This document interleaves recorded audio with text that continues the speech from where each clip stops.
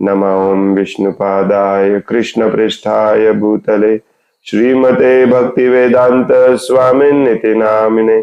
नमस्ते सारस्वती देवे गौरवाणी प्रचारिणे निर्विशेषा शून्यवादी पाश्चात्य देशधारिणे। जय श्री कृष्ण चैतन्य प्रभु नित्यानंद श्री अद्वैत गदाधर श्रीवासदि गौर भक्त वृंद। हरे कृष्ण कृष्ण कृष्ण हरे हरे, हरे राम राम राम हरे हरे। मुखं करोति वाचालं पंगुं लंघयते गिरिं यत्कृपातमहं वन्दे श्रीगुरुं दीनतारिणम्। हरे कृष्ण। श्रीमद् भागवतम स्कंध 4 अध्याय 12 ध्रुव महाराजांचे भगवत धामात गमन, श्लोक नंबर 35।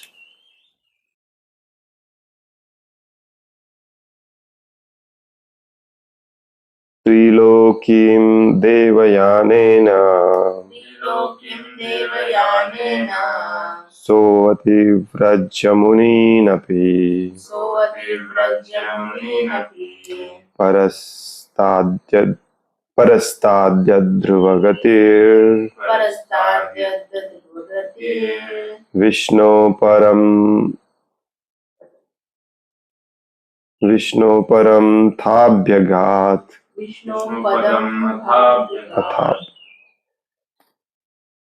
त्रिलोकीं देवयानेन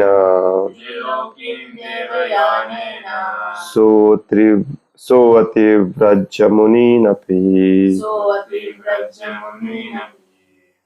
परस्ताद्यध्रुवगतिर् विष्णोः परमथाभ्यगात्। त्रिलोकीं देवयानेन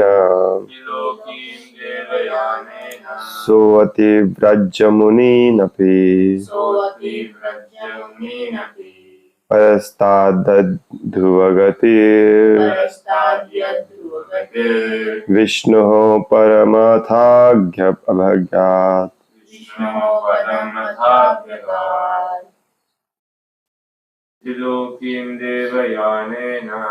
त्रिलोकीं देवयानेन सोऽतिव्रजमुनीनपि परस्ताद्ध्रुवगतिर् विष्णोः पदम् अथाभ्यगात्। त्रिलोकीं देवयानेन सोऽतिव्रजमुनीनपि परस्ताद्यध्रुवगतिर्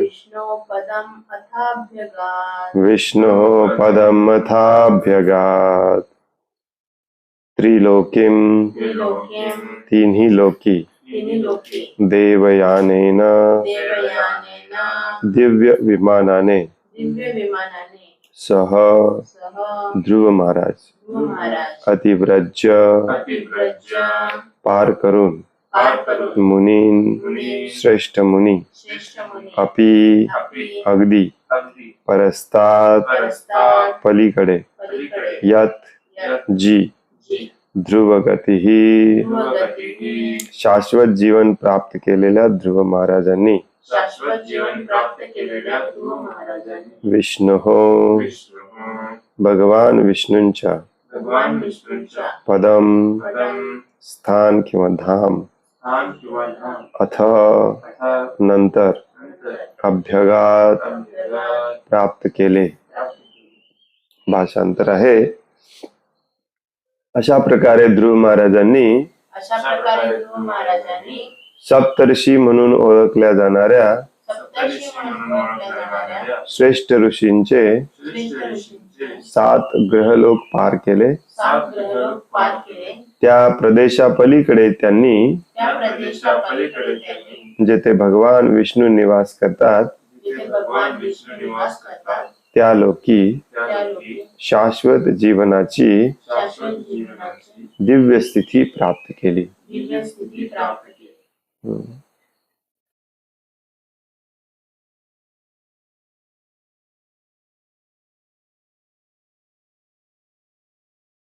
काल आपण वाचायला सुरुवात केली जिथे सांगितलं की ते भगवत धामात जात असताना बाकीचे सगळे ग्रह लोक बघत बघत गेले. त्या ग्रह लोकांवरील निवासी विशेष करून देवी देवता ध्रुव महाराजांचा सत्कार करत होते, पुष्पवृष्टी करून. कारण ध्रुव महाराज भगवत धामात जात होते. तर अशा प्रकारे ध्रुव महाराजांनी सप्तऋषी म्हणून ओळखल्या जाणाऱ्या श्रेष्ठ ऋषींचे 7 ग्रहलोक पार केले. आपण ही रोज बघतो सप्तऋषी. 7 इंग्लिश मध्ये त्याला काय म्हणतात, कॉन्स्टलेशन. मराठीत काय म्हणतात?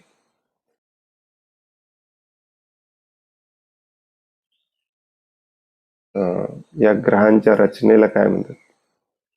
याला कॉन्स्टलेशन म्हणतात इंग्लिश मध्ये. एनिवे, हे 7 ग्रह लोकावरती 7 ऋषी राहतात. प्रत्येकाला एक सेपरेट ग्रह दिलाय. हे आपल्या शास्त्रामध्ये बऱ्याच वर्षांपूर्वी लिहून ठेवलेलं आहे. त्यांचे निवास स्थान आहे ते किती अंतरावरती आहे, कुठल्या दिशेला आपल्याला दिसतं रात्रीच्या वेळेला, सगळं लिहिलेलं आहे. आता सायन्स शोधून काढतं, मग आपण त्याच्यावरती विश्वास ठेवतो आणि मग शास्त्रातल्या विधानांवरती आपण विश्वास ठेवत नाही. हे प्रॉब्लेम आहे आपला. त्या प्रदेशापलीकडेही जेथे भगवान विष्णू निवास करतात त्या लोकी शाश्वत जीवनाची दिव्य स्थिती ध्रुव महाराजांनी प्राप्त केली. तात्पर्य, नंद आणि सुनंद हे भगवान विष्णूंचे 2 प्रमुख सहचर ते विमान चालवित होते. केवळ असे आध्यात्मिक अंतराळवीरच आपले विमान सप्तऋषींच्या पलीकडे नेऊन मग शाश्वत आनंदमय जीवनाच्या वातावरणात प्रवेश करू शकतात. केवळ असे आध्यात्मिक अंतराळवीर. अंतराळवीर म्हणजे काय? ॲस्ट्रोनॉट्स. Prabhupada writes astronauts in English.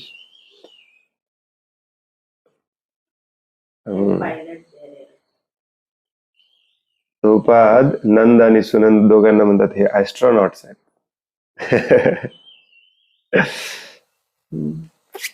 भारतातल्या बऱ्याच आई वडिलांची इच्छा असते की माझा मुलगा किंवा माझी मुलगी, आजकाल मुलीला पण बरं का, मुलगी नासामध्ये जॉब करायला पाहिजे.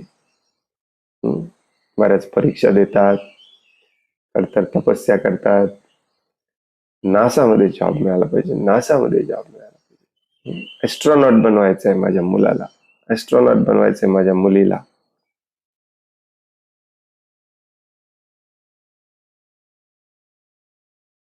पृथ्वीच्या कक्षेच्या 800,000 किलोमीटरच्या बाहेर तुम्ही जाऊ शकत नाही. नंद सुनंद सारखे ॲस्ट्रॉनॉट्स, आध्यात्मिक ॲस्ट्रॉनॉट्स म्हटले प्रभुपादांनी त्याला, स्पिरिच्युअल ॲस्ट्रॉनॉट्स. हे आपलं विमान सप्तऋषींच्या ग्रहांच्या पलीकडे देखील घेऊन जाऊ शकतात. भगवद्गीतेत ही असे म्हटले आहे, परस्तस्मात् भावोन्य. योगायोग म्हणायचं, काय म्हणायचं आपल्याला सध्या तोच श्लोक वाचला आपण मागच्या भगवद्गीतेमध्ये. काल नाही, त्याच्या आधीच्या. परस्तस्मात् भावोन्य. या ग्रहमालेच्या पलीकडे आध्यात्मिक आकाशाचा प्रारंभ होतो आणि तेथे सर्व काही सनातनी आनंदमय आहे. तेथील ग्रहलोक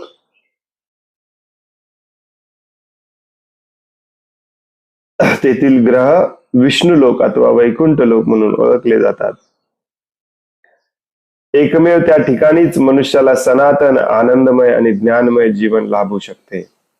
सनातन म्हणजे सत, ज्ञानमय म्हणजे चित आणि आनंदमय म्हणजे आनंद, सच्चिद आनंद जीवन लाभू शकते. वैकुंठ लोकाच्या खाली भौतिक विश्व असून त्यामधील ब्रह्मलोकात ब्रह्मदेव आणि इतर निवासी भौतिक विश्वाच्या प्रलय काळापर्यंत निवास करतात, परंतु त्यांचे जीवनही शाश्वत नाही. या तथ्याची पुष्टी देखील भगवद्गीतेत केलेली आहे. ती देखील आपण परवाच वाचली 4 दिवसापूर्वी. आ ब्रह्म भुवन आलोका पुनरावर्ती न अर्जुना. मनुष्याने या विश्वातील सर्वोच्च ग्रहावर जरी प्रवेश मिळवला तरी त्याला शाश्वत जीवन प्राप्त होऊ शकत नाही. केवळ वैकुंठ लोकात प्रविष्ट होऊनच त्याला सनातन आनंदमय जीवन प्राप्त होऊ शकते. यद्भ्राजमानं स्वरुचैव सर्वतो लोकोस्त्रयो ह्यनु विभ्राजन्त एते यन्नाव्रजन् जंतुषु येन अनुग्रहा व्रजन्ति भद्राणि चरन्ति ये निशम. या भौतिक जगतातील प्रकाशमान ग्रहलोक एकमेव स्वयंप्रकाशित वैकुंठ लोकाचा प्रकाशच परावर्तित करतात आणि इतर जीवांवर दया न करणाऱ्या लोकांना अशा त्या तेजपुंज वैकुंठांची प्राप्ती होऊ शकत नाही. केवळ अन्य प्राणीमात्रांच्या कल्याणार्थ सत्कार्य करण्यात नित्य रमलेल्या लोकांनाच वैकुंठ प्राप्ती होऊ शकते. बघा, हा पॉइंट भगवद्गीतेत प्रत्येक अध्यायामध्ये सांगितला जातो. भगवान कपिल देव अगदी ठामपणे सांगतात. तर इथे दिलेलं आहे की या भौतिक जगामध्ये कुठलाही ग्रह प्रकाशमान नाही, सूर्य सोडला तर. पण तो सूर्यग्रह, सूर्य भौतिक नाही, भगवंतांचे डोळे आहेत. सूर्यग्रह म्हणजे भगवान श्रीकृष्ण स्वतः आहेत. या भौतिक जगामध्ये प्रकाश असला पाहिजे म्हणून ती व्यवस्था केलेली आहे भगवंतांनी. बस, बाकी इथं सगळं अंधकारमय आहे, अज्ञानमय आहे. आणि त्या प्रकाशमय वैकुंठ लोकात जायचं असेल तर हृदय पूर्णपणे शुद्ध असलं पाहिजे. काय म्हटलेलं आहे ते? इतर जीवांवर दया न करणाऱ्या लोकांना वैकुंठ लोकाची प्राप्ती होऊ शकत नाही. इतर जीवांवर आपण दया करत नाही याचा अर्थ काय करतो? इतर जीवांचं शोषण करतो. स्वतःच्या इंद्रिय तृप्तीसाठी आपण कोणाला लुटतोय, कोणाचं हिसकावून घेतोय, कोणाला दुःखी करतोय, बिलकुल चिंता काळजी नाही आपल्याला. अशा लोकांना इथं कायमचं ठेवलं जातं. तर कलियुगामध्ये हे तुम्हाला उदाहरण दाखवण्याची गरज नाही, कारण कलियुगामध्ये सगळेच तसे आहेत. इतर लोकांवर, इतर जीवांवर दया न करणारे. नाही प्रभूजी, मी कुठलंही पाप कर्म करत नाही, पण तुम्ही जे काम करता ते दुसऱ्यांना लुटायचंच काम असतं. म्हणजे कुठल्याही फील्डमध्ये असो, या भौतिक जगामध्ये जोपर्यंत तुम्ही भगवंतांचं कार्य करत नाही तोपर्यंत तुम्ही स्वतःच्या इंद्रिय तृप्तीसाठीच काम करत असता. जास्तीत जास्त तुमच्यावर अवलंबून असणाऱ्या कुटुंबियांच्या इंद्रिय तृप्तीसाठी काम करत असता. ओके. ही सगळ्यात महत्वाची, सगळ्यात एकमेव म्हटलं तरी चालेल पात्रता, योग्यता आहे की तुमच्या हृदयामध्ये प्रत्येक जीवाच्या प्रती प्रेम असलं पाहिजे. त्याच्याशिवाय व्यक्ती हा या भौतिक जगातून मुक्त होऊच शकत नाही. वैकुंठ लोकात, कृष्ण लोक, भगवत धामात जाऊच शकत नाही. कितीही काही करा तुम्ही. तुम्ही म्हणाल मला भगवान श्रीकृष्ण खूप प्रिय आहे. भगवान श्रीकृष्ण नुसतं प्रिय असून चालत नाही, प्रत्येक जीव प्रिय असावा लागतो. समे प्रिया भगवान म्हणतात. असा व्यक्तीच मला प्रिय आहे, ज्याला सगळे प्रिय आहेत. रोजच्या जीवनामध्ये आपलं कामच आहे दुसऱ्यांना फसवण्याचं, होय नाही? तिला भक्ती सिद्धांत सरस्वती ठाकूर म्हणायचे, this world is made of cheaters and cheated. फसवणारे आणि फसवणूक करून घेणारे या भौतिक जगात राहतात, बाकीचे सगळे भगवत धामात जातात. तुम्हाला वाटत असेल, कारण तुम्हाला आता ह्या आधुनिक शिक्षण पद्धतीतून पॉलिश करून सजवून नटवून तुम्हाला तुमचा जॉब व्यवसाय दिलेला आहे. त्यामुळे तुम्हाला वाटतं की तुम्ही दुसऱ्याला कोणाला फसवत नाही, परंतु प्रत्येक जॉब, प्रत्येक व्यवसाय हा दुसऱ्याला लुटायचाच असतो या भौतिक जगामध्ये. त्याच्याशिवाय तुम्ही जगूच शकत नाही. जीवो जीवस्य जीवनाम.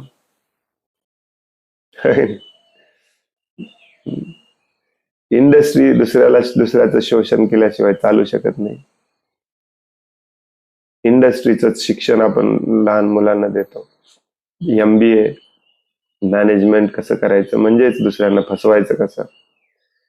जी वस्तू आपण निर्माण करतोय ती विकायची कशी, दुसऱ्याला त्याची गरज नसली तरी त्याच्या गळ्यात घालायची कशी, त्याचे डबल पैसे उकळायचे कसे. डीप मध्ये जाऊन जर विचार केला की प्रत्येक व्यक्तीचा व्यवसाय, नोकरी हे पाप कर्मच आहे. कारण दुसऱ्या जीवांप्रती आपल्या मनामध्ये दया नाही. मग असं बघितलं तर प्रभूजी जगणंच मुश्किल आहे. नाही, भगवंत इतके पण निष्ठुर नाही आहेत. भगवंतांना जनार्दन म्हटलेलं आहे, भक्त वत्सल आहे.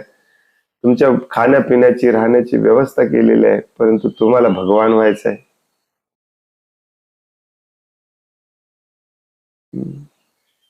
6व्या स्कंदामध्ये खूप छान श्लोक आहे. तिथे एका ठिकाणी सांगतात भगवंत, प्रचेताज जे असतात ना, प्रचेताज, त्यांची मुलं सगळी, बरोबर परवाच मी सांगितलं तुम्हाला, झाडं जाळत असतात. मग चंद्रदेव येऊन सांगतात नका जाळू. कारण चंद्रदेव झाडं झुडपांचे देवता आहेत. तिथे चंद्रदेव समजावून सांगतात की झाडा झुडपांना बनवलंय तुमच्या खाण्यापिण्यासाठी. त्यातलं फळावर जे आहे ते तुम्ही खाता, आणि उरलेले जे कचरा, पाला, गवत वगैरे आहे ते 4 पायवाले जनावर खातात. 4 पायवाले जनावरांना दुसरे खातात, त्यांना दुसरे खातात, त्यांना दुसरे खातात. ही जी रचना आहे ह्याला आधुनिक विज्ञानामध्ये काय म्हणतात, अन्न साखळी.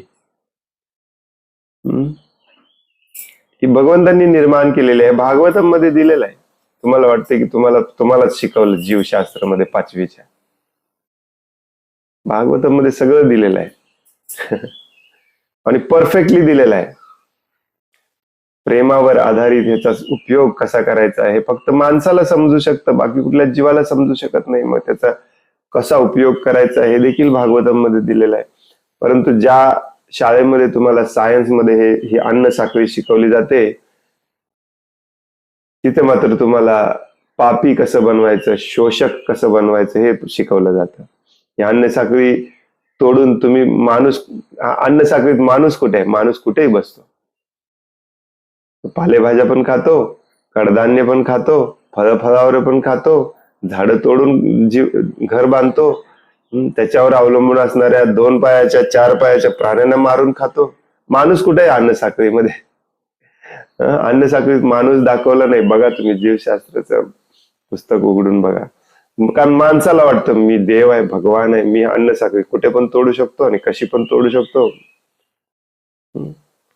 नाही, आपल्याला जे हार्मफुल म्हणजे घातक किंवा हानिकारक वाटतात त्या जीवांना आपण सुपडा साप मारून टाकतो, विष देऊन. घरात सगळीकडे विष ठेवतो उंदरं मारायला.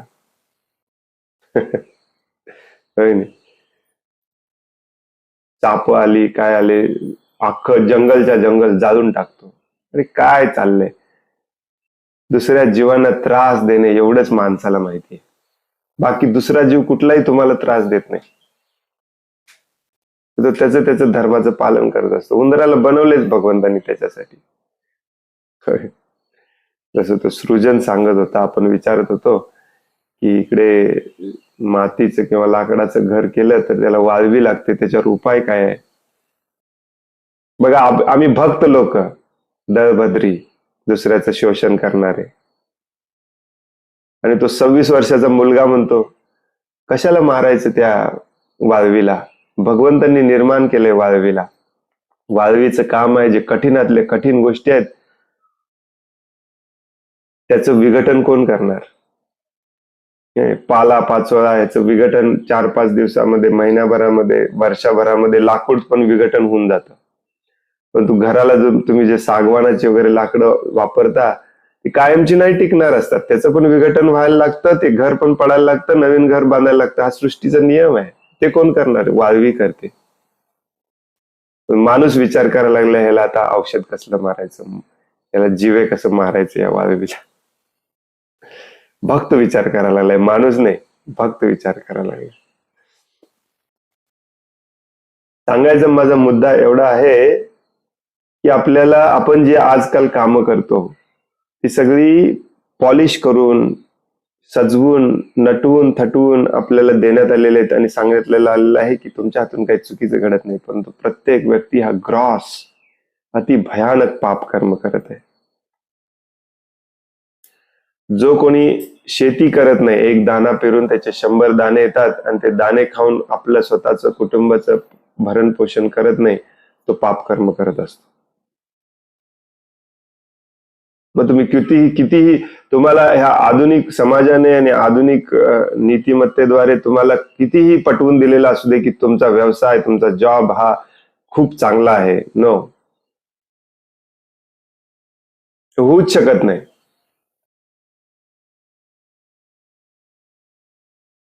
वाटत नाही लोकांना. काही लोक म्हणतात मी आयुष्यभर सरकारमध्ये नोकरी केली, आता पेन्शन घेऊन बसते, माझ्याकडून थोडंच पाप होते. तुझं पेन्शन येतंय कुठून? तुला पेन्शन 70,000 महिन्याला तुझ्या अकाउंट मध्ये द्यायला जे लोक देतात त्यांना ते दुसऱ्याचं शोषण करून आणावं लागतं. सगळे पापी आहेत, पेन्शनर देखील.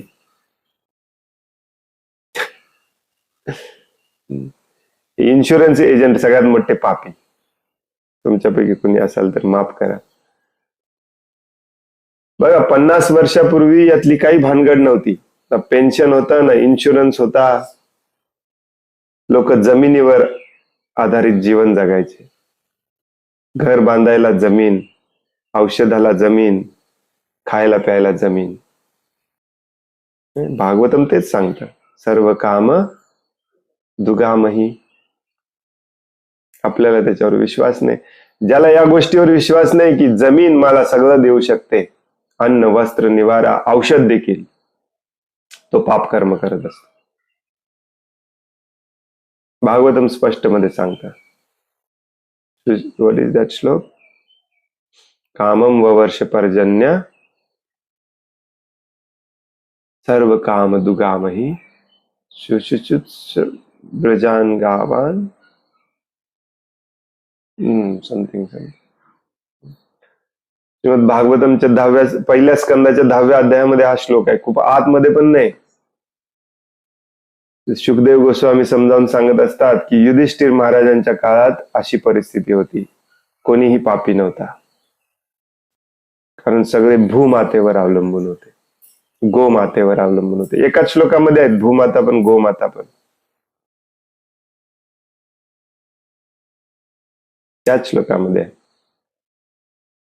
आणि गोमाता नुसती गोमाता नाही, 110:4 काढ. पहिला स्कंद 10वा अध्याय 4था श्लोक. कामम ववर्ष पर्जन्य, पाऊस पण एकदम परफेक्टली पडायचा. सर्व काम दुगामय, सगळ्या कामना, तुमच्या सगळ्या इच्छा, सगळ्या रिक्वायरमेंट, गरजा भूमाता सफिशियंट आहे तुमच्या पुरवायला. भूमाता आणि गोमाता. शुचिचुस्म ब्रजान गावहा, गावा म्हणजे गाय. पयतो ही स्वतीर्मुधा. खूप सिरियस गोष्ट आहे, आपल्याला वाटत नाही सिरियस. प्रॉब्लेम हा आहे. इथे या श्लोकामध्ये अगदी सुपर क्लिअर, सुपर स्पष्ट शब्दामध्ये सांगितलेलं आहे की जो दुसऱ्या जीवांवरती दया करू शकत नाही तो त्याची इथून सुटका होणे इम्पॉसिबल आहे. बहुजन्म, अनेक जन्म आणि जन्म तुम्ही जप केला तरी काही प्रॉब्लेम, काही युजलेस आहे, सगळं होपलेस आहे. चैतन्य महाप्रभू म्हणतात, मी नाही म्हणत. बहुजन्म करे यदि श्रवण कीर्तन, तबुतन पाय कृष्ण पदे प्रेमदान.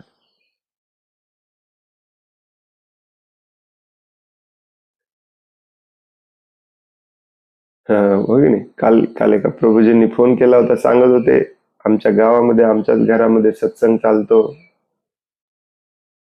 पण जे प्रभूजी येतात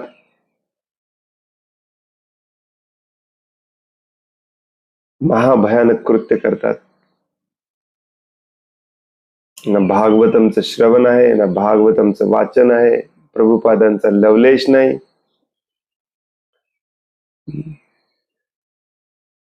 बघा, या श्लोकामध्ये सांगितलेलं आहे की इतर जीवांवर दया न करणाऱ्या लोकांना अशा त्या तेजपुंज वैकुंठाची प्राप्ती होऊ शकत नाही. आता हे भागवतमचं विधान आहे, प्रभुपादांचं पण नाही, भागवतमचं विधान आहे. इतर जीवांवर दया न करणाऱ्या लोकांना अशा त्या तेजपुंज वैकुंठाची प्राप्ती होऊ शकत नाही. आता याच्यावर आपले भक्त वेगवेगळे पळवाटा काढून प्रवचन देतात. Can you imagine? कारण स्वतः दुसऱ्या जीवावरती दया करत नाहीत, पाप कर्म करत असतात. प्रभूजी सांगत होते, समोरच्याच पोरगीला पटवली त्या ब्रह्मचारीने, भगवाधारी ब्रह्मचारी.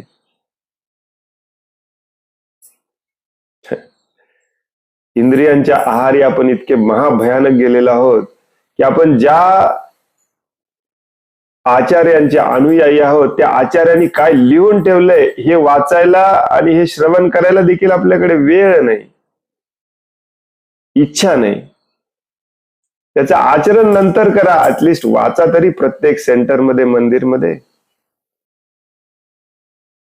हे वाक्य आहे तसं सांगा. व्यासासनावरती तुम्ही बसलाय, तुमची जबाबदारी आहे, तुमचं कर्तव्य आहे, लाज वाटली पाहिजे तुम्हाला. हे वाक्य तुम्ही आहे तसं सांगितलं पाहिजे की दुसऱ्या जीवांवर दया न करणाऱ्या लोकांना वैकुंठाची प्राप्ती कधीही होऊ शकत नाही. त्यात एक शब्द मी बदललेला नाही, आहे तसं वाक्य आहे.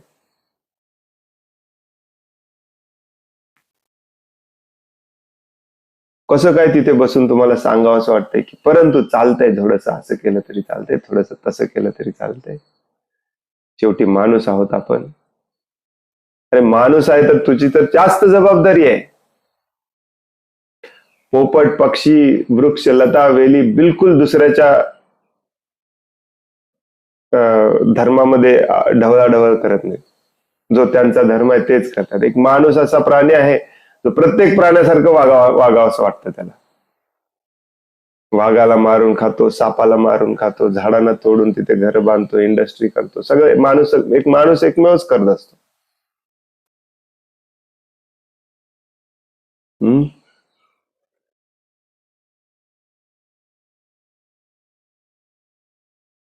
परत या वाक्याच्या पुढं दुसरं वाक्य काय? केवळ अन्य प्राणी मात्रांच्या कल्याणार्थ सत्कार्य करण्यात नित्य रमलेल्या लोकांनाच वैकुंठ प्राप्ती होऊ शकते.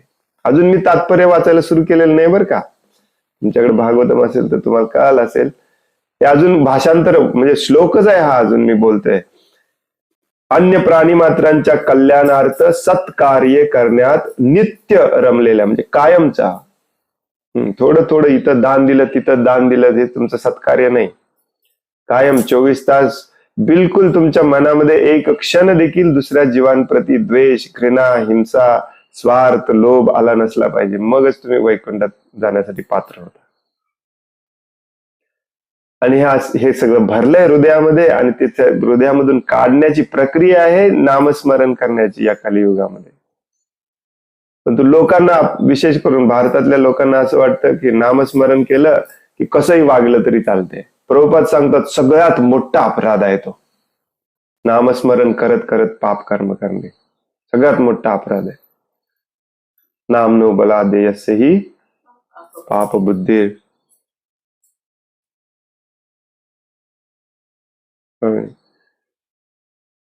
आता हे पण सांगतात नाम नो बला देयस्य ही पाप बुद्धी, नाम जपाच्या आधारावरती पाप कर्म करणे मोठा अपराध आहे वगैरे वगैरे. परंतु तुम्ही करताय ते पाप आहे हे सांगत नाहीत.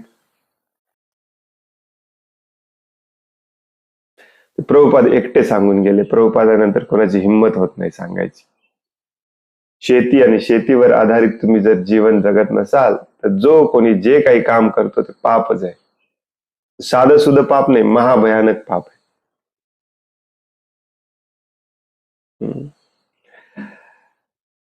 सगळे शब्द महत्वाचे आहेत. अन्य प्राणी मात्रांच्या कल्याणार्थ सत्कार्य करण्यात नित्य रमलेल्या लोकांनाच वैकुंठ प्राप्ती होऊ शकते. पिरियड, फुल स्टॉप.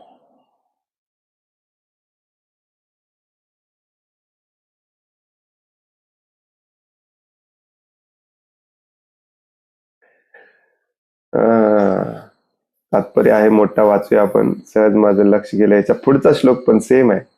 जे लोक, त्याचा पुढचा श्लोक मी वाचतो.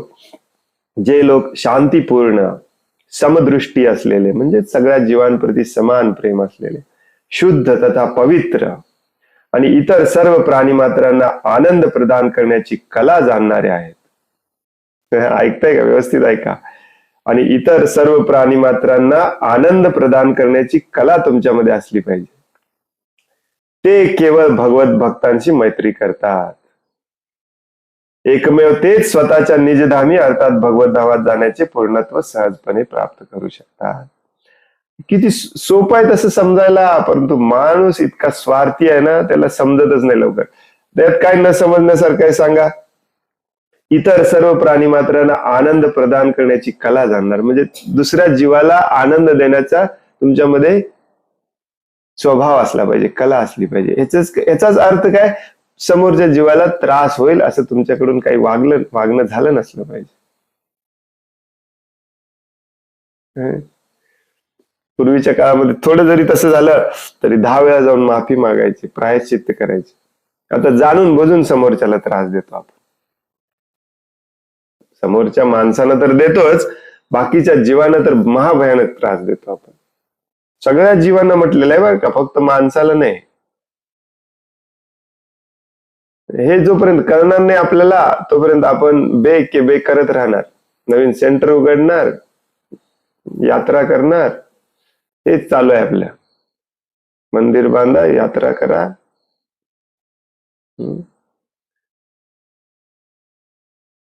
तो श्लोक उद्या वाचूया. आज जो वाचला त्याचं तात्पर्य वाचूया. प्रभुपाद म्हणतात, वैकुंठाच्या 2 वैशिष्ट्यांचे वर्णन येथे केलेले आहे. पहिले असे की वैकुंठातील आकाशात चंद्राची, सूर्याची आवश्यकता नाही, स्वयंप्रकाशित आहे. याची पुष्टी उपनिषदात आणि भगवद्गीतेत दिलेली आहे. भगवद्गीतात भगवंत स्वतः म्हणतात, न तद् भासयते सूर्यो न शशांको न पावकः.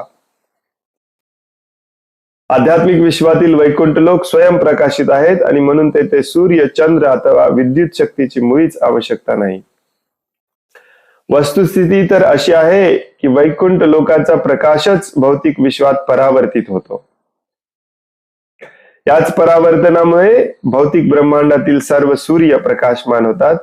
सूर्याच्या तेज ग्रहणानंतर सर्व चंद्र आणि तारे प्रकाशमान होतात. तर दुसऱ्या शब्दात भौतिक आकाशातील सर्व तेजस्वी ग्रहलोक वैकुंठातील प्रकाश ग्रहण करतात. तथापि या भौतिक जगातील लोकांनी जर इतर सर्व प्राणी मात्रांच्या कल्याणार्थ अविरतपणे कार्य केली तर त्यांना वैकुंठात स्थान प्राप्त होऊ शकते.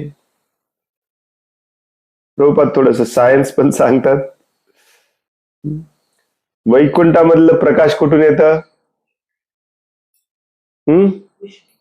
भगवंतांच्या शरीरातून येतं, ज्याला ब्रह्मज्योती म्हणतो आपण. हे प्रकाश जेव्हा सूर्यावरती पडतं तेव्हा सूर्य प्रकाशमान होतो आरशाप्रमाणे. सूर्याचं प्रकाश मग इकडे आपल्यापर्यंत येऊन पोचतं. सूर्याचं प्रकाश जेव्हा चंद्रावरती पडतं तेव्हा चंद्र प्रकाशमान होतो. सायंटिस्ट लोकांनी थोडंफार शोधून काढलंय. त्यांना हे कळालंय की चंद्र स्वयं प्रकाशित नाही आहे, तो सूर्याने प्रकाशित होतो. परंतु एखाद्या गोष्टीने प्रकाशित व्हायला तुमची बॉडी पण तशी असली पाहिजे. सगळेच प्रकाशित होत नाहीत, हो की नाही? तुम्ही एखाद्या काळोख्या खोलीमध्ये जाऊन टॉर्च ऑन केला तर काच किंवा एखादं स्टीलचं काही पडलेलं असेल ते पटकन चमकतं, बाकीचं का चमकत नाही. भगवंतांनी अशी रचना केलेली आहे की भगवत धामातल्या प्रकाशाने सूर्य चमकेल. त्या चमकणाऱ्या म्हणजेच तो प्रकाश रिफ्लेक्ट होतो, परावर्तित होतो. म्हणजे काय? रिफ्लेक्ट होतो. आपण इथे थेरी मांडत बसले, सूर्यामध्ये उकळते ज्वाला आहेत आणि सोलार फ्लेअर निर्माण होतो. अरे सूर्यग्रहावरती लोक राहतात, सूर्यदेव राहतो, परंतु सूर्यग्रहाची रचनाच अशी केलेली आहे की ती आध्यात्मिक जगातलं प्रकाश घेऊन तुम्हाला रिफ्लेक्ट करून देऊ शकते. आणि चंद्रग्रहाची रचनाच अशी केलेली आहे की ती सूर्याचा प्रकाश घेऊन तुम्हाला परत रिफ्लेक्ट करून देऊ शकते. परंतु सूर्य प्रखर आहे, चंद्र शीतल आहे. अशी रचना केलेली आहे. हे न समजण्यासारखं काय आहे याच्यामध्ये? सायन्सचा आपण आधार घेतो विनाकारण, दुर्दैवी. मग प्रभुपाद सांगतात की या भौतिक जगातील लोकांनी जर इतर सर्व प्राणी मात्रांच्या कल्याणार्थ अविरतपणे कार्य केली, म्हणजे न थांबता सदैव नित्य, तर त्यांना वैकुंठात स्थान प्राप्त होऊ शकते. अशी अखंड कल्याणकारी कार्ये वास्तविकपणे केवळ कृष्ण भावनेमध्येच करता येतात. मनुष्याला दिवसातील 24ही तास कार्यमग्न ठेवू शकेल असे या भौतिक जगात कृष्ण भावने व्यतिरिक्त इतर कोणतेही परोपकारी कार्य नाही. 24 तास बिझी राहू शकता तुम्ही. आपण आपल्या घर गृहस्थी आणि इंद्रिय तृप्तीमध्ये इतके बिझी आहोत की आपल्याला भगवंतांचं काम करायला वेळ नाही, सत्संगाला यायला वेळ नाही, भक्ताच्या घरी जायला वेळ नाही. बघा, कालच आमची चर्चा चालली होती. इथले एक आमचे प्रभू जे आहेत त्यांना मुलगा झाला, तर काल 12वा दिवस होता, बारसं होतं.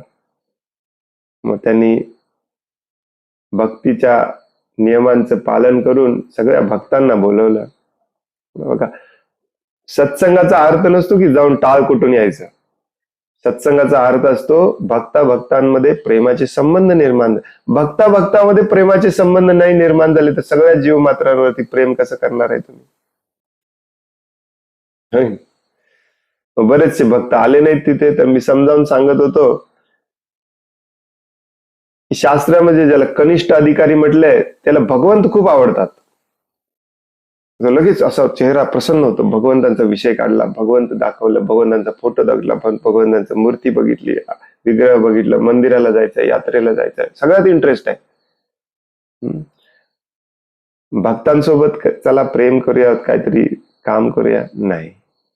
त्याला म्हणतात कनिष्ठ अधिकारी, खालच्या लेवलची भक्ती. जो भगवंतांची सेवा करायला तयार असतो त्याचबरोबर भक्तांची पण सेवा करायला तयार असतो, तो मध्यम लेवलला येतो.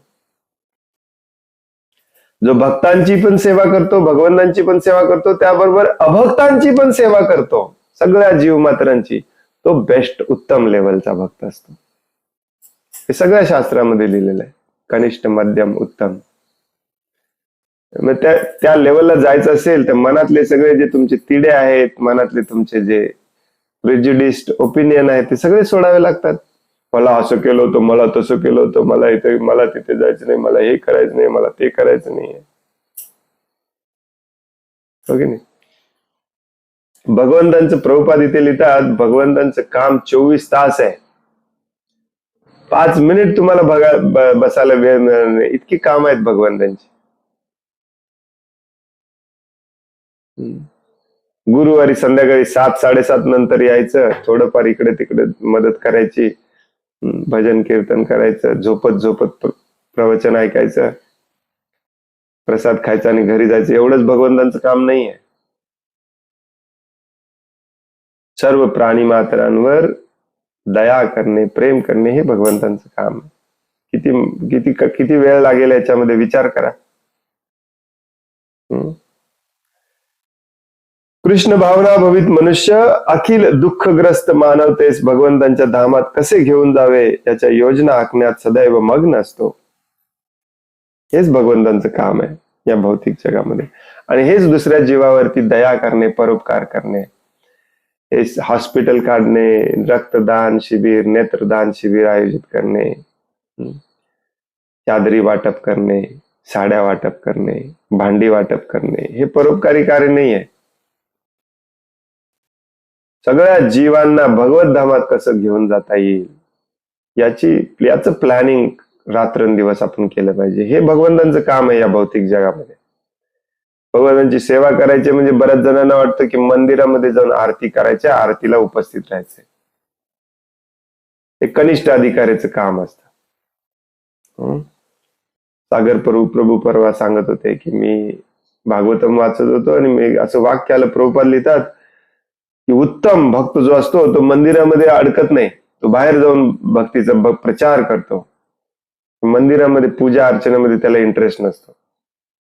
हो प्रभूजी, आम्हाला तर सांगितलं की मंदिरामध्ये पूजा अर्चना बिलकुल चुकवली नसली पाहिजे. यास, जोपर्यंत भगवंतांबद्दल 100% आसक्ती निर्माण होत नाही तोपर्यंत.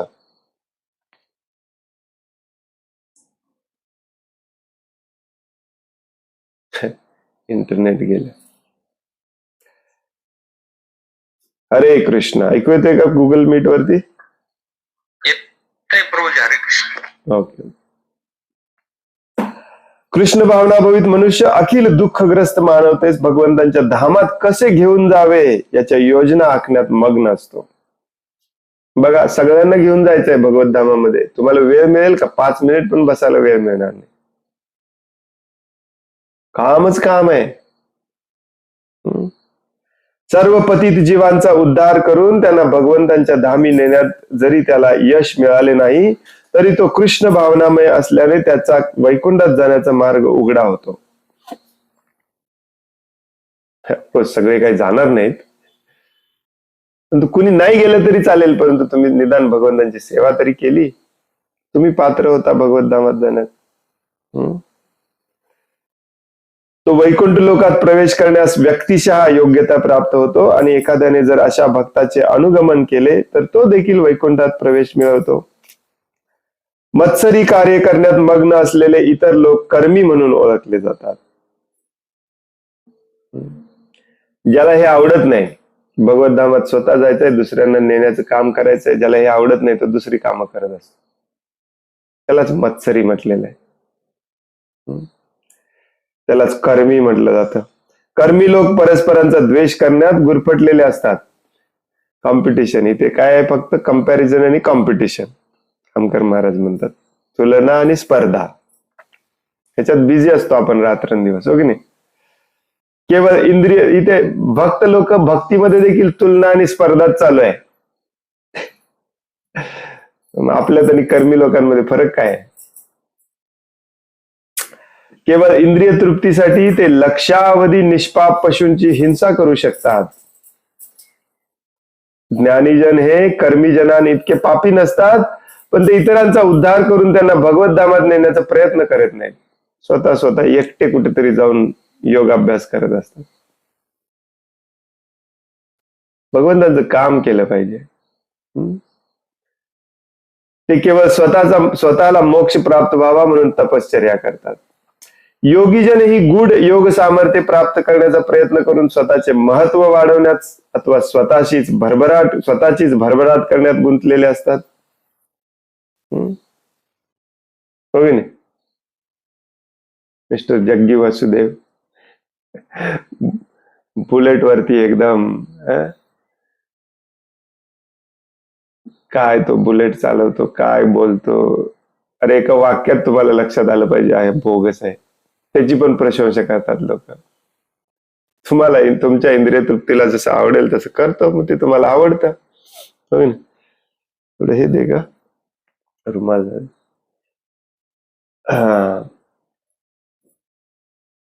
प्रभुपाद स्टेप बाय स्टेप सांगतात. कर्मी स्वतःच्या इंद्रिय तृप्तीमध्ये बिझी आहे, दुसऱ्या जीवांची हिंसा करतो. ज्ञानी तपस्या करून इथून सुटका करण्यामध्ये बिझी आहे, शेवटी स्वार्थीच आहे. योगी वेगवेगळे योग सामर्थ्य मिळवून, त्याला सिद्धी म्हणतात, सिद्धी प्राप्त करून स्वतःचं महत्व वाढवण्यामध्ये बिझी आहे.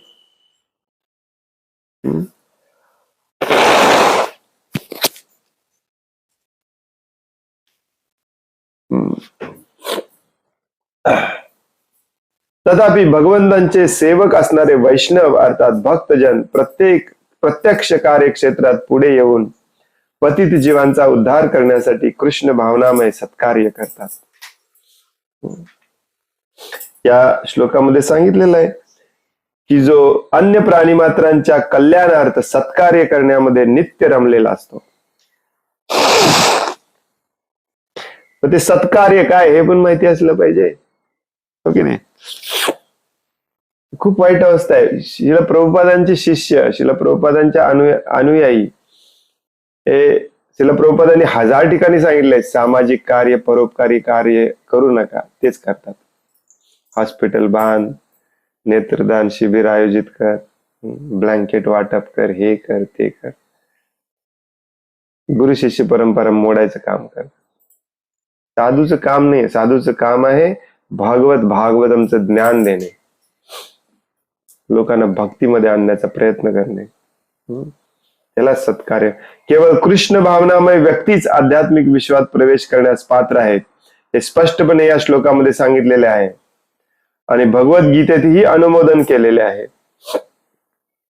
गीतेमध्ये भगवंत म्हणतात की जो कोणी गीतेतील संदेशाचा संपूर्ण जगामध्ये प्रचार करतो त्याच्या इतका प्रिय मनुष्य मला इतर कोणीच नाही. 18व्या अध्यायात म्हणतात भगवंत.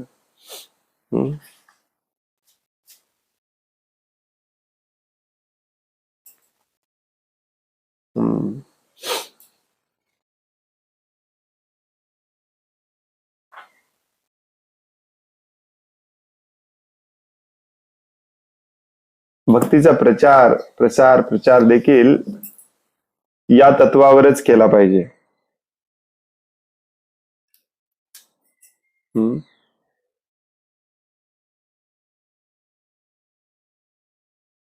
की दुसऱ्या सगळ्या प्राणी मात्रांचा जीव मात्रांचा उद्धार कसा होईल, ही तळमळ, हे प्रेम मनामध्ये कधी येणार? तुम्ही स्वार्थी, लोभी, मत्सरी नसला तर येणार. भक्तीचा प्रसार करावा असं बऱ्याच जणांना वाटतं, परंतु आपण स्वतः शुद्ध झालेलो नसतो. मग वेगवेगळ्या पद्धतीने आपण डिव्हिएशन करतो, विचलित होतो.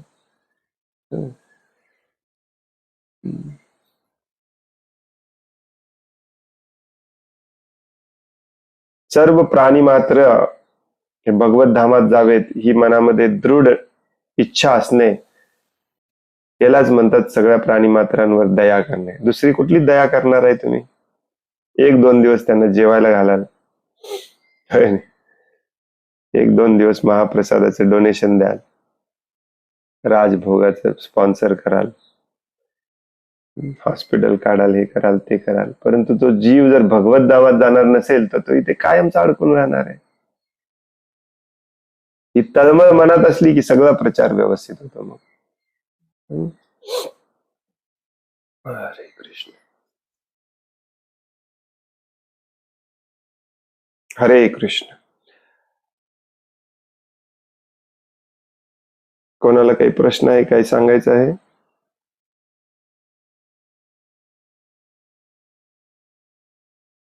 हरे कृष्ण प्रभुजी, धन्यवाद. हरे कृष्ण. प्रभुजी, आता तुम्ही जे सांगितलं ते की आपणच विचलित होतो. समजा आपण शुद्ध नसल्यामुळे आपण प्रचार करताना आपणच विचलित होतो. आपण कसं समजून सांगावं की समजा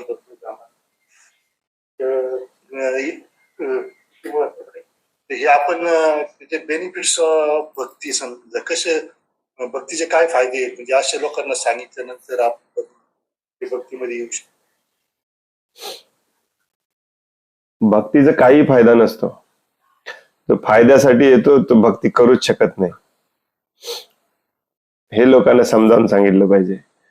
आपल्यालाच अजून पटलेलं नाही आहे, आपण फायद्यासाठी आलेलो आहोत भक्तीमध्ये. भक्तीचा एकच फायदा आहे, तुम्हाला आनंद मिळतो. तो आनंद दुसऱ्याची सेवा करण्यामध्ये, सगळ्या जीवमात्रांवरती सेवा करण्यामध्ये आहे. हे आपल्याला अजून पटलेलं नाही, आपण दुसऱ्या जीवांचं शोषण करतो. म्हणूनच ऍटलिस्ट मध्यम अधिकारी लेवलला आल्याशिवाय कोणी प्रचार केला नसला पाहिजे. गुरुचा आदेश असल्याशिवाय प्रचार केला नसला पाहिजे. दुर्दैवाने आपल्यालाच अजून पटलेलं नसतं की जोपर्यंत मनातलं द्वेष, मत्सर, लोभ, स्वार्थ जात नाही तोपर्यंत आपण आनंदी होऊ शकत नाही. मनातलं द्वेष घालून टाकायचा, मत्सर घालून टाकायचा, लोभ झिरो करायचा. फायदा काय तुम्हाला? फायदा काहीच नाही. भगवंतांची सेवा, सगळ्या भक्तांची सेवा, सगळ्या जीवमात्रांची सेवा, बिलकुल कशाचे फायद्याची अपेक्षा न करता करणे याला भक्ती म्हणतात. आणि हेच पटायला अवघड जातं, आपल्यालाच पटायला अवघड जातं, दुसऱ्यांना काय पटवणार, पटवून देणार. हे तुम्ही जे बोलताय ना, हे टिपिकल इस्कॉन वाले बोलतात. भक्तीचे हे फायदे आहेत, या तुम्हाला आम्ही समजावून सांगतो. तुमची मुलं चांगल्या शाळेत जाऊ शकतात, चांगले मार्काने पास होऊ शकतात, तुमचा व्यवसाय चांगला चालू शकतो. भक्तीचा काही फायदा नाहीये. फायद्यासाठी भक्ती करायचीच नसते, म्हणून त्यालाच म्हणतात अनन्य, अन्याभिलाषिता शून्यम. म्हणूनच आपल्याला आनंद मिळत नाही. मग आपल्याला आनंद मिळाला नाही, आपण दुसऱ्यांना दाखवणार कसं? भक्तीचा प्रचार करणे, परवा मी एका ठिकाणी आमच्या सत्संगमध्ये सांगत होतो, परमदृष्ट्वा रसवर्जम रसोप्यस्य परमदृष्ट्वा निवर्तते. भगवान श्रीकृष्ण भगवद्गीतेमध्ये म्हणतात की आनंद मिळालेला आहे हे तुम्ही दुसऱ्याला जाऊन दाखवलं पाहिजे. तुमच्या चेहऱ्यावर आनंद पाहिजे, तुमच्या आयुष्यात आनंद पाहिजे. भक्तीचा प्रचार हाच असतो की तुम्ही दुसऱ्यांना दाखवणे तुम्ही आनंदी आहात. कारण या जगात सगळे दुःखी आहेत. मग तो आपोआपच विचारतो, तुमच्या आनंदाचं सिक्रेट काय, मला जरा सांगा. तुम्ही का आनंदी नाही? कारण तुमच्या मनातले अजून अनर्थ गेलेले नाहीत. ज्याच्या मनामध्ये पूर्ण पवित्रता आहे, शुद्धता आहे, तोच आनंदी राहतो. त्याला दुसऱ्याला वेळ द्यायला आनंद मिळतो, त्याला दुसऱ्याची सेवा करायला आनंद मिळतो. इथे दुसऱ्याचं काय करायचं म्हटलं ना की कपाळावर पहिल्यांदा आटे आलेले असतात. भक्तीचा प्रचार प्रभुपाद देखील सांगतात, त्या तात्पर्यामध्ये सांगतात, तुम्ही वाचा दुसऱ्या अध्यायामध्ये. कितवा श्लोक आहे हा? रसवर्जम रसोप्यस्य परम दृष्ट्वा निवर्तते. प्रभुपाद सांगतात, हा आनंद दुसऱ्यांना देणे हे आपलं काम आहे. तुमच्याकडे नसेल तर तुम्ही देणार कसं? काहीही कशाचीही अपेक्षा न करता, कुठलाही फायदा, मला कुठला फायदा नकोच आहे, तरी पण मी आनंदी आहे, मग हा आनंद दुसऱ्यांना दाखवणे या भक्तीचा प्रचार असतो. भगवंतांच्या नाम जपामध्ये मंत्रमुग्ध होऊन सगळे गातायत, डान्स करतायत, हे दुसऱ्यांना दाखवणे की ह्याच्यातच आनंद आहे, दुसरं काही तुम्हाला मिळणारच नाही आहे. मग लोक हे बघून येतात.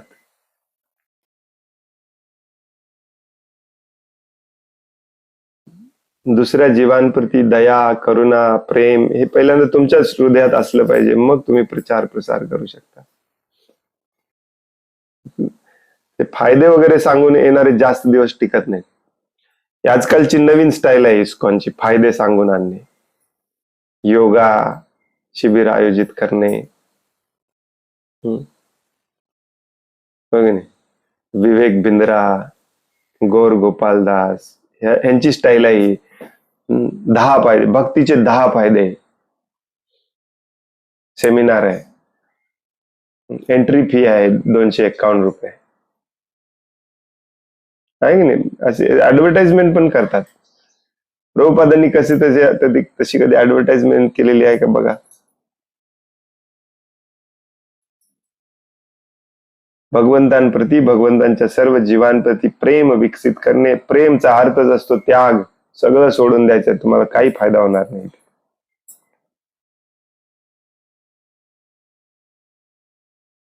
सगळं सोडून दिल्यानंतर जो आनंद असतो ना, तो आनंद दुसऱ्याला दाखवायचा आहे आपल्याला. बस पहिल्यांदा तुम्ही सोडून द्या सगळं, आनंदी व्हा. तुमच्या चेहऱ्यावरचा आनंद बघून लोक येतील. प्रभुपादांनी अमेरिकेत जाऊन भक्तीचे फायदे नाही सांगितले, आनंद दाखवला लोकांना. प्रभुपादांचे कुठलेही लेक्चर ऐका, कुठलंही तात्पर्य वाचा, प्रभुपादांचा एकच थीम असतो, तुम्ही इथे दुःखी आहात, आनंदी कसं व्हायचं मी सांगायला आलोय.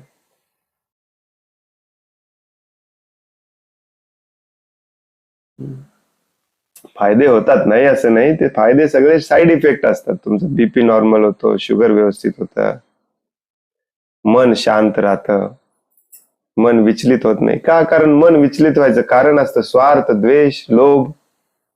दुसरं काय मन विचलित करतं? जिथे प्रेमाने भरलेलं आहे हृदय, तिथे मन विचलित व्हायचा संबंध नाही. मन शांत राहतं. मन शांत राहिलं की बीपी नॉर्मल होतो, हायपर टेन्शन कमी होतं,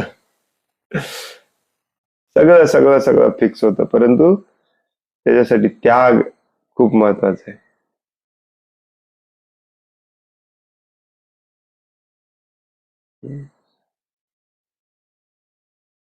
हे भारतातल्या लोकांना सवय आहे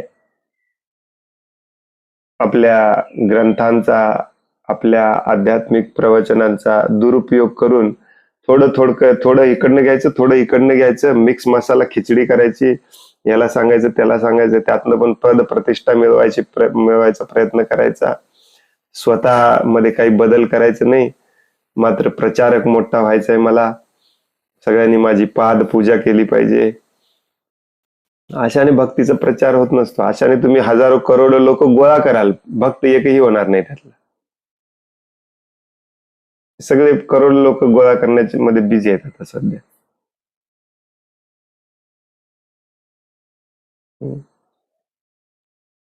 काल प्रभूजी जे सांगत होते ना की आमच्या घरी येऊन सत्संग घेतात, परंतु स्टेटसला काय वाटेल ते ठेवतात. देवी देवतांची पूजा, पितृपक्ष, हे ते. प्रभुपादांचं वाचन श्रवणच केलेलं नाही आपण. लोकांना फायदे सांगितले ना, मग 100 लोक येतात. पितृपक्ष तुमचा मी करून देतो, बघा 100 लोक येतात लगेच. भक्तीमध्ये काही फायदा नाही. तुकाराम महाराज म्हणतात, मीच सगळं सोडून दिलंय, माझी बायको बोंबा मारायला लागली घरामध्ये, मी सगळं सोडून दिले, तुम्हाला मी काय मिळवून देणार आहे? प्रेमामध्ये जो आनंद आहे तो दुसऱ्या कुठल्यामध्ये नाही. प्रेमाचा आनंद अनुभवायचा असेल तर या माझ्यासोबत. कोणी येत नाही. पितृपक्ष लगेच 100 जण येतात.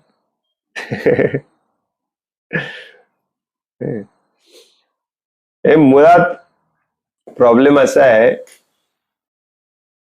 प्रभूजी म्हणत होते की त्यांची तक्रार आपण वरती करूया का. मी म्हटलं काही उपयोग होणार नाही, वरून खालीपर्यंत सगळे असे भ्रष्ट आहेत. मुळात तुम्ही मध्यमाधिकारी लेवलला आल्याशिवाय प्रचार प्रसार करायचा नसतो. मुळात तुम्ही तुमच्या गुरुने आदेश दिल्याशिवाय प्रचार प्रसार करायचा नसतो. जेवढी सेवा सांगितली तेवढी करायची असते. परंतु आता प्रत्येकाची इच्छा आहे, इथे जाऊन सेंटर सुरू करतो, तिथे जाऊन सेंटर सुरू करतो, मी ग्रेट होतो, मी गुरु होतो, मी भक्त होतो, चाललेला आहे. तुम्हालाच माहिती नाही आनंद कशात आहे, दुसऱ्यांना तुम्ही आनंद कसा देणार. मग भौतिक लेवलला तुम्हाला वाटतं भौतिक लेवलला आनंद आहे, तुम्ही दुसऱ्यांना पण भौतिक लेवलचा आनंद देता. जप केल्याने तुमची भीती निघून जाईल. खूप मोठा अपराध आहे हे सांगण्याचा अपराध आहे.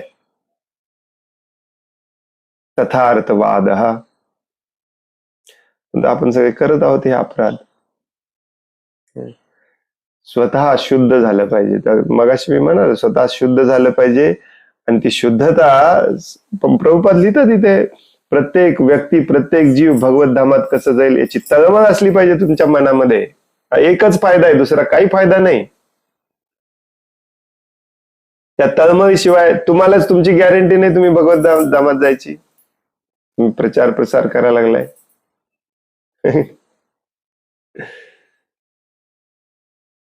खूप वाईट अवस्था आहे ऍक्च्युली, आणि कलियुगामध्ये ही वाईट अवस्था वाढतच जाणार आहे. सिरियसली घेत नाही आपण प्रभुपादांचे वाक्य. प्रभुपादांचे ठीक आहे, तुम्हाला प्रभुपादांबद्दल आदर नाही आहे, नो प्रॉब्लेम. शास्त्र सांगते, म्हणून मी मगाशी म्हटलं की ही जी वाक्य आहेत ती भागवतम मधली डायरेक्ट वाक्य आहेत, तात्पर्यातली नाहीत. भागवतम बद्दल आदर नाहीये. कसे भक्त होणार आपण? लोकनाथ गोस्वामींसारखे, तिला गौर किशोरदास बाबाजी महाराजांसारखे महान भक्त म्हणतात की मी गुरु व्हायच्या लायक नाही आहे. भगवद्गीतेचे 2 अध्याय वाचलेला म्हणतो मीच गुरु आहे, माझंच ऐकलं पाहिजे. मग महिनाभर सत्संग चालवतो, समोरच्या पोरी बरोबर लपड करतो आणि पळून जातो. ही आपली भक्ती झाली आजकाल. शुद्धता हीच शक्ती असते प्रभूजी, शुद्धता हीच शक्ती असते. दुसरी कुठलीही शक्ती, दुसरी कुठलीही ट्रिक्स वापरून, टिप्स वापरून तुम्ही भक्तीचा प्रचार करू शकत नाही. No tips, tricks, no seminar, no 4 दिवसाचा कोर्स, नो 15 दिवसाचा क्रॅश कोर्स, 7 दिवसात भगवद्गीता जाणून घ्या. हे सगळं सगळं सगळं सगळं बोगस आहे. शुद्धता हीच शक्ती असते. तुम्हाला भगवद्गीतेचा श्लोक पण सांगावं लागत नाही. तुमच्या मनातलं प्रेम समोरच्याला समजलं ना, तर तुमच्याकडे आकर्षित होतो, आपोआप आकर्षित होतो. तुम्हाला काहीच करावं लागत नाही. तुम्ही शुद्ध व्हा, तोच प्रचार असतो. तुम्ही जाऊन प्रचार नाही केला तरी प्रचार होतो. नाही, असंच असतं. ज्यांच्या घरी आम्ही काल गेलो होतो, त्यांना एक वाक्य बोला म्हटलं तरी ते घाबरतात प्रभूजी. परंतु या पंचक्रोशीत फेमस आहेत शुद्ध माणूस म्हणून. त्यांच्यासारखा सज्जन साधू माणूस भेटणार नाही. हाच प्रचार आहे. आम्ही का आकर्षित झालो त्यांच्याकडे? साधू सज्जन आहेत म्हणून. नाही, दुसरे बोलवतात तरी आपण जात नाही. यालाच प्रचार मध्ये प्रभूजी प्रचारच करतायत. एक वाक्य तोंडातून बोलत नाहीत तरी प्रचार करतायत. लक्षात येते का तुमच्या? हा प्रचार असतो. तुम्ही बोलता 1000 वाक्य, परंतु आचरणात काय नाही. मग तुमच्या प्रचाराला काय अर्थ आहे? युजलेस प्रचार आहे. प्रभूजींना मीटिंग मध्ये आम्ही जबरदस्तीने घेतो. मीटिंग मध्ये पण घाबरत कधीतरी एखादं वाक्य कुठं चुकून तरी म्हणतात कुठेतरी. पण तो आम्हाला माहिती आहे, ह्या माणसाचं हृदय इतकं शुद्ध आहे, या माणसाला सोडून नाही चालणार. यालाच प्रचार म्हणतात. शुद्धता हीच शक्ती असते. कृत्रिम प्रचार करून काही उपयोगाचं नाही. कृत्रिम प्रचार करून तुम्ही अनुयायी जोडू शकता, संघटना निर्माण करू शकता, त्यातून साधू नाही निर्माण होणार. साधू हा शुद्धतेनेच निर्माण होत असतो. हरे कृष्ण. खूप धन्यवाद प्रभू.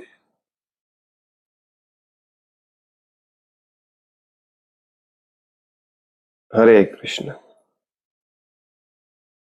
खूप खूप धन्यवाद. वांछा कल्पतरुभ्यश्च कृपा सिंधुभ्य एव च पतितानां पावनेभ्यो वैष्णवेभ्यो नमो नमः. अनंत कोटि वैष्णव वृंद की जय. वैष्णव ठाकुर शिल प्रभुपाद की जय. ग्रंथराज श्रीमद् भागवतम की जय. हरे कृष्ण. धन्यवाद. हरे कृष्ण प्रभूजी, धन्यवाद. प्रणाम.